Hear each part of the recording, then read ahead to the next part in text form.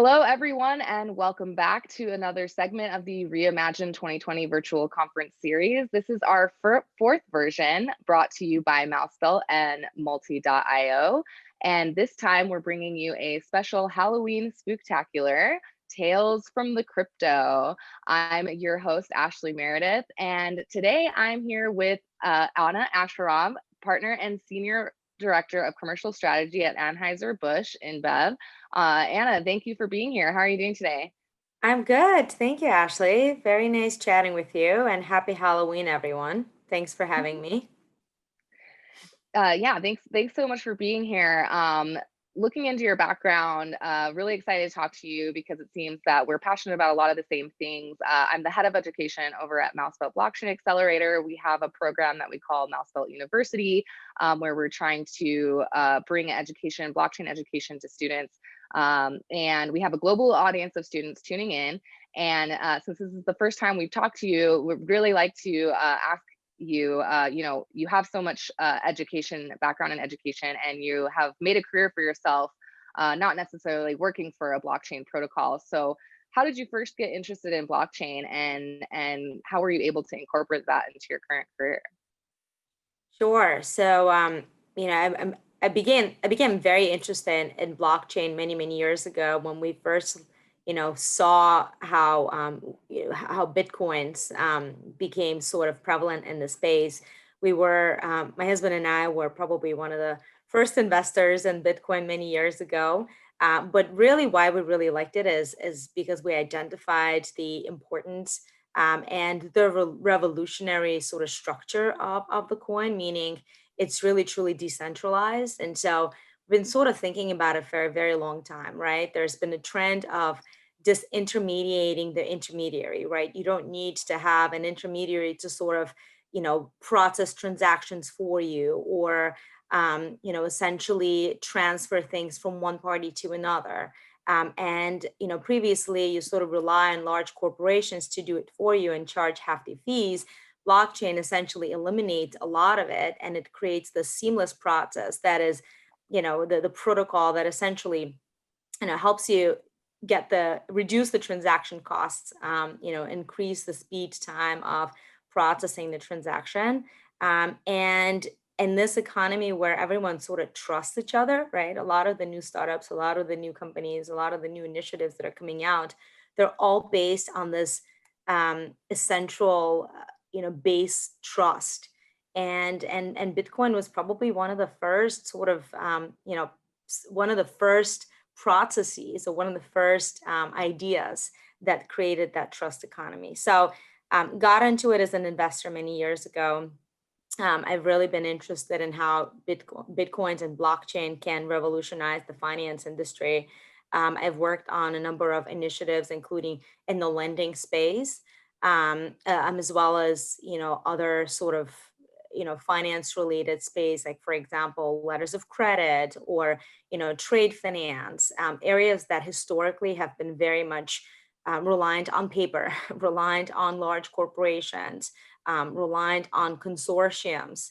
And now you can have this simple technology that eliminates, paper and lots of, transactions and processes, and makes it much more smooth and seamless. So I've been in the finance industry for most of my career. I recently joined ABI a year and a half ago. I'm now in commercial strategy, and within the commercial strategy and transformation, we really focus on how to bring technology and how to bring transformational ideas on leading future growth in the North American zone for beer and beverage industry in general.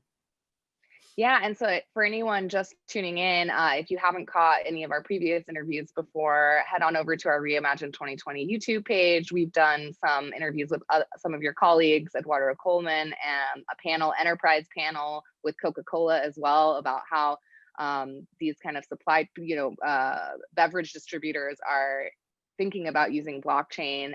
And yeah, go check all that out. So wait, how did you first hear about Bitcoin? Was it like a tip from a friend, like, hey, here's how to make some money? Or was it like someone explained to you the philosophy behind it and you were like, that makes sense to me, I want to be involved?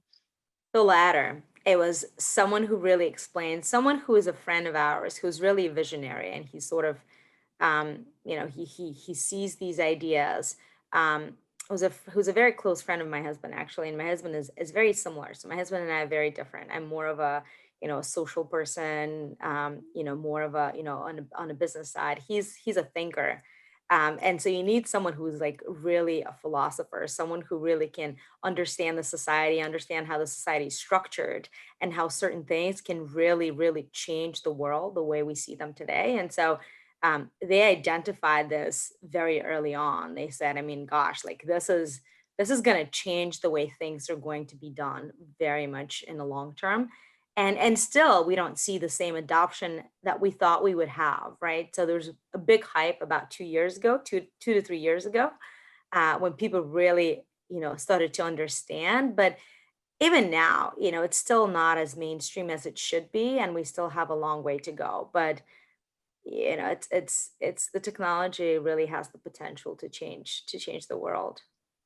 Yeah, I love that. And as I mentioned before the interview started, was a philosophy professor in my past life. And one of the most exciting things to me is talking to no coiners, or people who have no exposure to Bitcoin. And in order to really explain what it is to them, you kind of have to talk about the philosophy of money.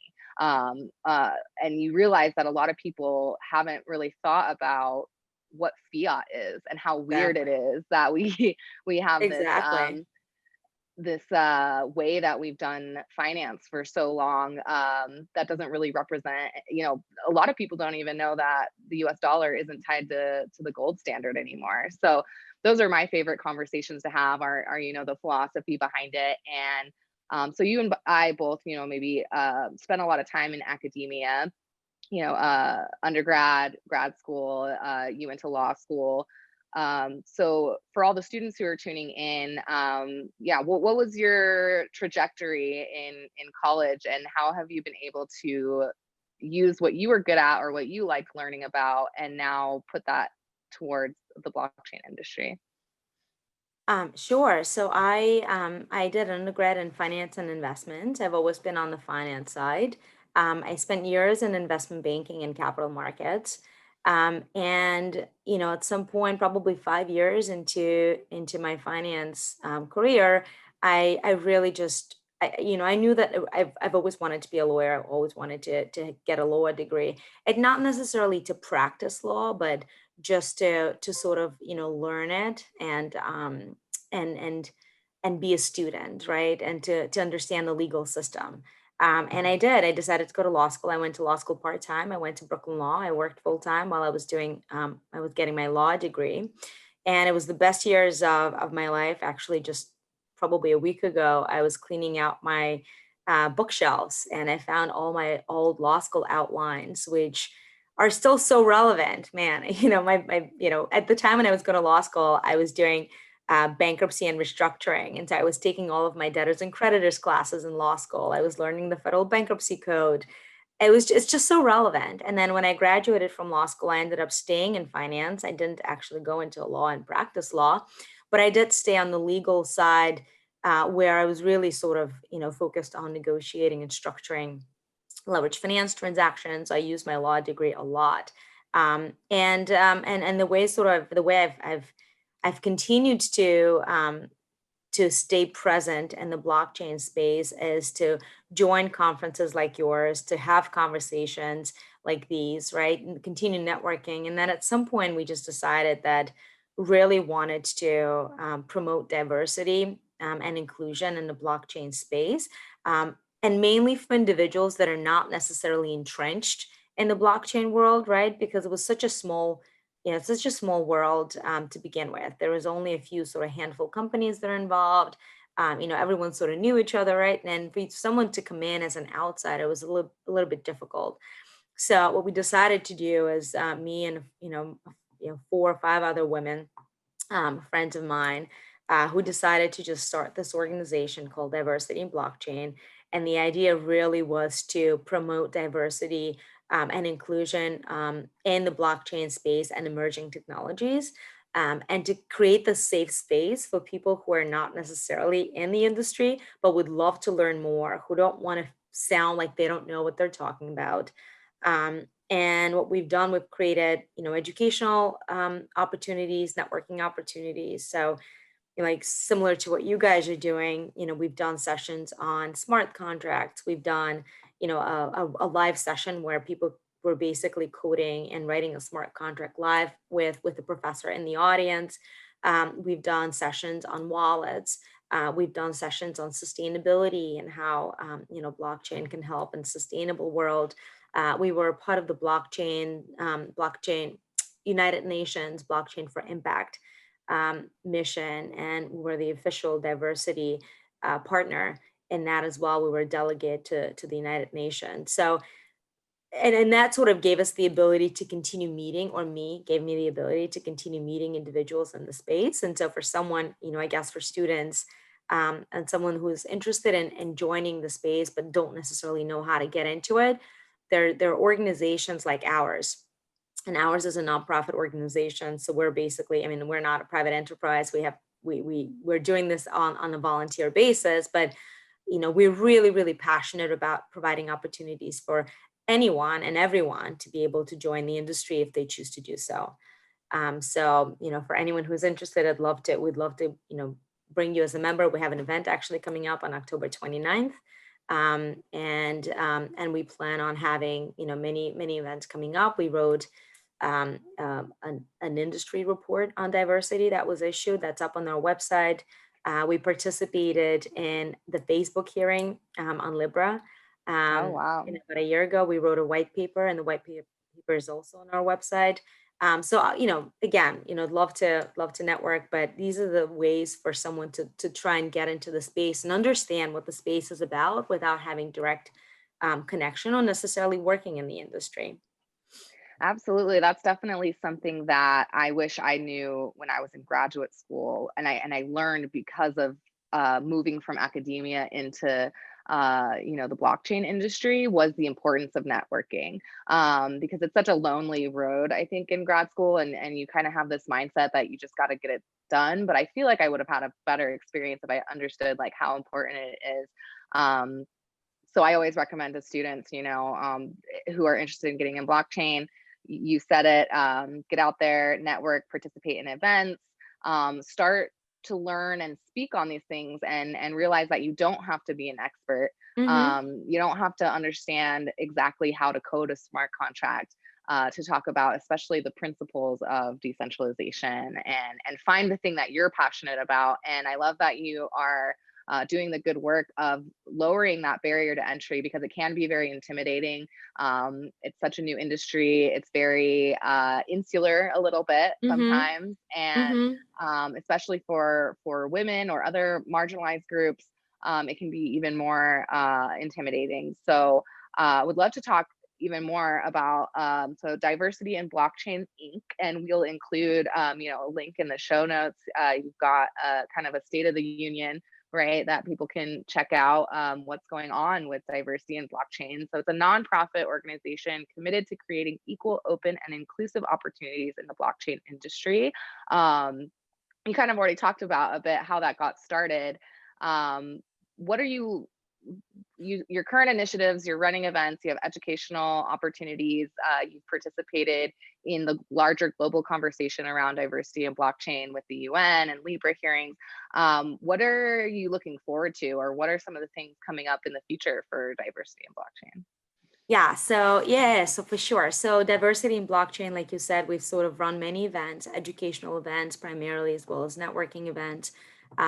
We have an event coming up on October 29th, and the information is up on our LinkedIn page. Now what we're doing is a lot of our events are virtual, but we still try to bring content and help people continue staying relevant in the space. The specific event on the 29th will be about cybersecurity. So obviously a very interesting topic, and a really, really good sort of, stellar panel that will be chatting about it. Diversity in Blockchain has, at this point, 2 chapters. We have a Philadelphia chapter, we have a New York City chapter, and we're in the process of establishing a chapter in Houston. So if anyone is interested and maybe not in New York or Philly or Houston and interested in starting a chapter, please feel free to reach out. The way we hope to spread the word and continue promoting diversity is really entrenching these chapters or groups within various states directly.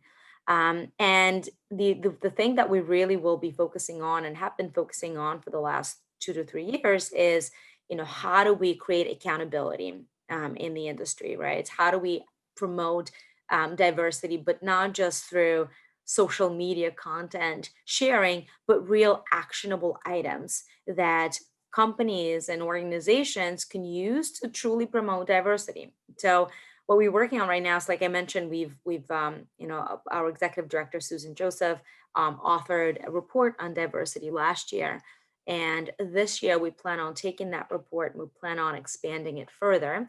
More on that. You don't want to disclose anything, but there's lots of interesting things that are happening for us, and a very creative idea of how to actually create accountability and get some traction. But we hope to disclose more information on that about a month or two.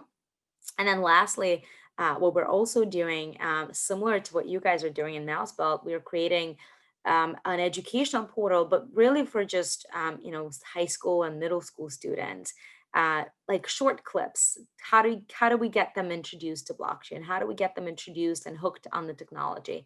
How do we even help them understand the philosophy of money, like you said, right? So these little shorts and videos and clips will be available, free of charge for middle school and high school students, hopefully in the next month or two. And that's the other sort of educational platform of diversity in blockchain, and creating this forum for even students in middle school and high school. Oh, that is so great. I'm all about that. I used to teach philosophy to high schoolers, and kind of after school programs, media literacy to middle school girls. So as running a university program, I've always had in the back of my mind, okay, eventually there's no reason why we can't start expanding these resources to go into middle school and high school. So I love that you all are doing that, and I can't wait to check out some of those videos, and see how you're presenting the information to that age group. And really, those are the people who are going to grow up on using blockchain from a young Right, age. We're a little bit late to the game as early as we are. right, right, So in the same way that there's going to be generations that grew up without ever not having the internet in their lives. Some the future generations are going to grow up without ever not knowing or using. I don't know if everyone will always know that blockchain is operating in these applications, but they will be using it. right. They will be the leaders of the future, right? They're the ones who are going to move our world forward. So we need to get them acquainted and introduced at the early age. So I agree with you. Absolutely, and especially for financial literacy, with something like diversity and blockchain, we have, again, anyone just tuning in, check out some of our previous interviews from Reimagine 2020. But we talked to Maggie Love, who founded an organization called SheFi, Mhm. and that was to teach women, to teach anyone, but particularly to address this gap in financial literacy. So if you think that in traditional finance already, there's just such a gap in financial literacy for women, and some recent reports that have come out, I've seen the data about the confidence in their financial literacy has actually gone down. It was on the rise. Women were feeling more confident about their financial literacy and the finances that they had and their ability to save. And in recent years, it's kind of gone down. So you're obviously very passionate about education, and I think that is super important, to bridge that gap, right? You're on the board of a school in Brooklyn. Yeah, tell me about some more of your extracurricular activities and your thoughts about education, and maybe blockchain education, and what you think the state of it is now, or what needs to be done. Yeah, so I'm really really passionate about education, but also diversity. So, a couple of things that I've also done. Most recently, I served on the board of trustees at Brooklyn Law School, so my alma mater, the school that I went to in Brooklyn. Um, and I served on the board for 2 years, and then after I've sort of graduated from the board, I joined the Women's Leadership Circle, and the circle is really meant to for female lawyers that graduated from Brooklyn Law, and are interested in staying connected to the alumni network and to continue sharing ideas and networking with women who also graduated from Brooklyn Law and are in the space. Um, and we recently instituted a scholarship for women studying Brooklyn Law School, which is another sort of a way for us to continue promoting diversity. The school that I'm on the board of, so Mazel Day School, is another Jewish day school in Brooklyn, and I'm on the board now, and I've been on the board of that school for about 2 years. I chair the board, and I'm the president currently, serving president. And that is just that school is sort of my project for many years. We started out there. My oldest daughter was there, one of the first students. She's now in 8th grade, but she was one of the initial sort of students in the school. We've now grown to over 320 students. We now have 3 Wow. divisions. And it's a passion of mine to continue promoting education.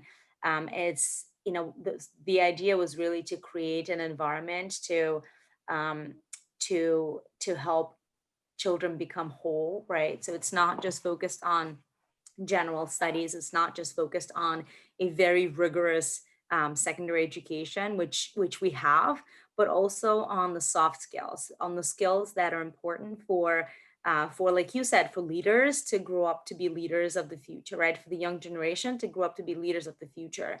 And it's not that they need to memorize their multiplication table or be sort of experts in adding or subtracting, or it's not just the regular regular skills. It's also being able to communicate, to be able to work in teams, to brainstorm, to be creative, to think outside the box, to take a step back. And like, for example, the way we're structuring our classrooms, they're not traditional classroom. It's not there, you sort of have sage as the stage as a teacher and children sitting at their desks. No, they work in circles, they work in groups, the teacher moves around. Each child is basically educated based on their abilities. So if someone needs to be challenged, they will be challenged. If someone needs additional help, they will get that help. And so the whole premise of what we're trying to do, it's creating this progressive education model that is educating a child as a whole, the way we say it, sort of, right, from all sides of it, and based on their abilities. So basically continue to push them a little bit further than where they can go. So we've been in operation for over 10 years now, and we're growing tremendously. This year was probably the busiest year for us. With COVID, Oh obviously yeah, we for had a sure. very busy summer. We needed to figure out, how are we going to open in New York City? Can we open in person?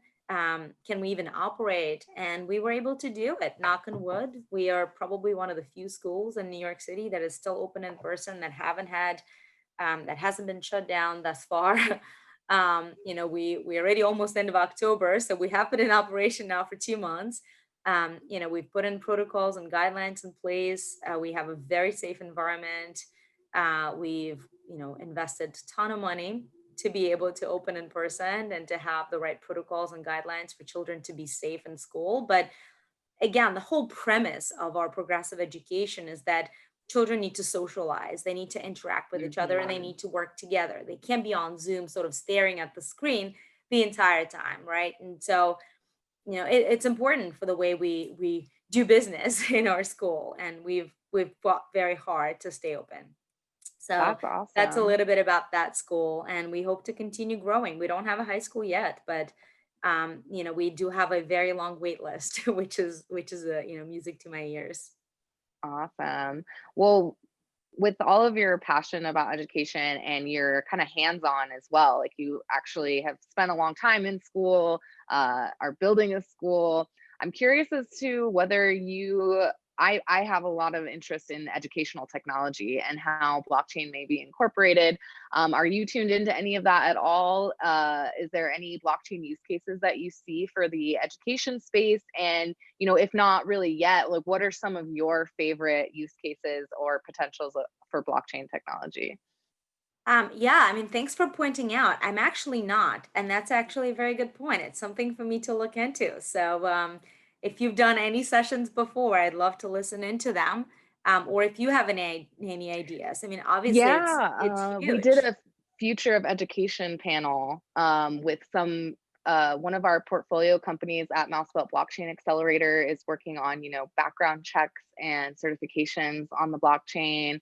Um, there's a woman I met here in Denver. Actually, she was on the panel and she works in open educational resources and tracking progeny and contributions. Because when you have open resources, they get changed, they get Mm-hmm. sent around, but it's still very important to be able to tie your name to something that you created, even if you're not making money off of it. So that's some of the research that she's doing, gamification of learning, Yeah. um, tokenizing educational experiences that aren't necessarily a class, right? There's all sorts of things that we can do that can it would be great if we had a way to prove to an employer, right, that I have this experience, and tokenizing that and being able to own that and transfer it. Um, so yeah, I'll definitely have to share that session with you. So then outside of ed tech, what are some of the blockchain use cases that you're most excited about? Yeah, I mean, obviously DeFi, I think there could be a lot done in the finance industry. That's one obviously that is getting picked up quite significantly. And then, other use cases like, supply chain, for example, right? Or, I'd mentioned trade finance and letters of credit. I spent a bit of time in trade finance when I was at financial institutions that I worked for, and I've worked in issuing letters of credit and providing backstop um, facilities. And, the process is really archaic, right? A lot of the processes in finance, especially in some of the commercial finance and trade finance, are very much archaic. And then there's certain technological advancements that have happened, but they were very marginal and haven't and didn't really happen fast enough. And so, I do see that, specifically in those industries, things can just become a lot easier and faster and eliminate a lot of friction. Absolutely. So that kind of brings me to my how I like to round out these segments since we're doing a Halloween theme, which is what is the spookiest or scariest thing about traditional finance that maybe blockchain is trying to combat? Ha. Um, I guess it would be too big to fail concept, right? So, Hmm. we experienced it all in 2008 firsthand. I actually worked at Barclays. I went through Lehman Brothers acquisition, and went through that process the weekend when Lehman filed for bankruptcy. So, just being in an institution that is too big to fail, right? And creating these, conglomerates that essentially manage the entire financial systems. And that is one thing that I think the essential thing that blockchain is looking to combat, and not really to combat, to complement, right? So if Hmm. banks incorporate blockchain technology, there are a lot of these sort of errors and processes and risks can be reduced, or in even some instances become eliminated.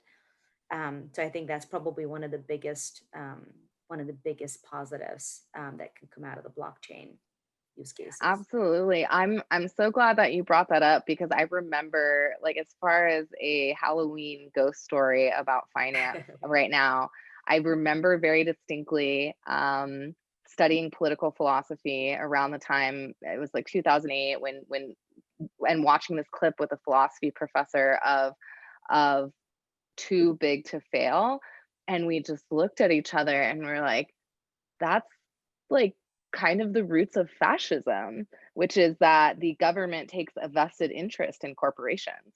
Um, And yeah, it's pretty scary.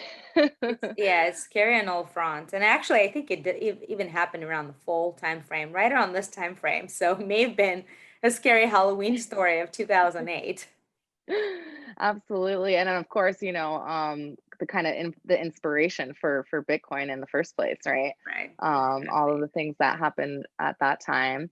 Um, well, for our global audience tuning in right now, we've been talking to Anna Ashurov. Any last words for students who might be tuning in? You talked about soft skills before, and I think it's so important to encourage people who maybe might feel intimidated about blockchain because they're not an engineer, to also get involved in the state space. But any last words for students, and letting people know, where they can find you, or what you really want them to know before we sign off? Thank you for having me. I really enjoyed this conversation. To students out there, don't be shy. Knock on doors, look for opportunities, get involved, get engaged. Don't feel intimidated. And there's lots of people who don't know what they're talking about or who don't know what's out there, right? And it's never. Don't be afraid to ask questions and don't be afraid to inquire.